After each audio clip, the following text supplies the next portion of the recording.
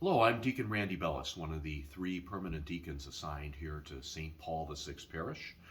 And I was given this cross last year, created by a parishioner out of the palms given out on Palm Sunday.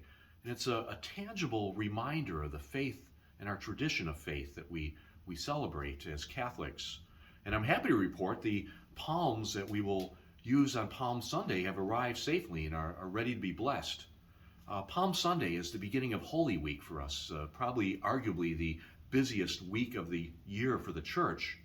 Palm Sunday then leads us into Holy Thursday, which we will celebrate at the St. Mary worship site beginning at 7 o'clock. And it's on this evening that the church receives the oils, the sacramental oils that they will use for the entire year. These oils are used at baptisms, they're used at confirmation, they're used to anoint the sick and the dying. They're consecrated at a special Mass each year at Holy Name Cathedral, and then they are presented to the church each year on Holy Thursday.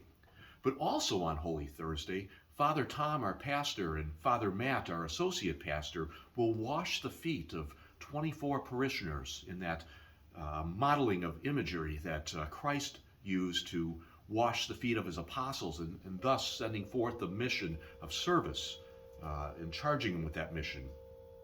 Then we will consecrate the Eucharist for the last time, distributing Holy Communion to those who wish to participate this year, before the Eucharist is then processed to the Mater Christi worship site for the Good Friday liturgy. Good Friday, though, is not actually a Mass. In fact, there is no ending of Mass on Holy Thursday. It's one continuous Mass that begins on Holy Thursday and ends with the conclusion of the Easter Vigil.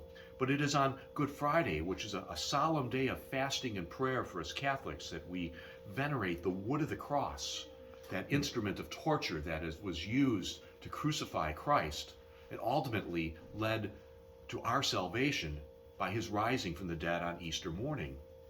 It's Christ's victory over death and resurrection that ultimately ensures our salvation. We will then come back to the St. Mary worship site on Saturday evening, beginning at 7 o'clock with the Easter Vigil.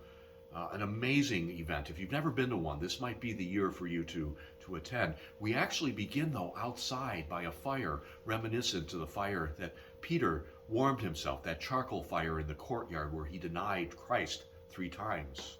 It's there, though, that we will light the Paschal candle anew. It's a brand new candle, but that candle is used at every baptism and every funeral liturgy for the whole year. And then from that candle, after it's processed into the church, we will then all light candles from it, thus lighting the church and bringing the light of church, the light of Christ, not only into the worship space, but out into the world.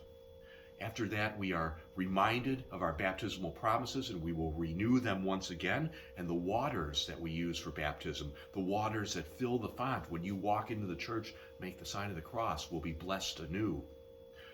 After that, we will have 5 individuals who will be receiving their sacraments and entering the church on that evening through our RCIA process. Christ's victory over death is our victory. It's our promise of salvation. This is our Catholic tradition, and I hope that you will join us. Make some time this year during Holy Week, beginning on Palm Sunday, to join us and renew your tradition with the church. Amen? Amen.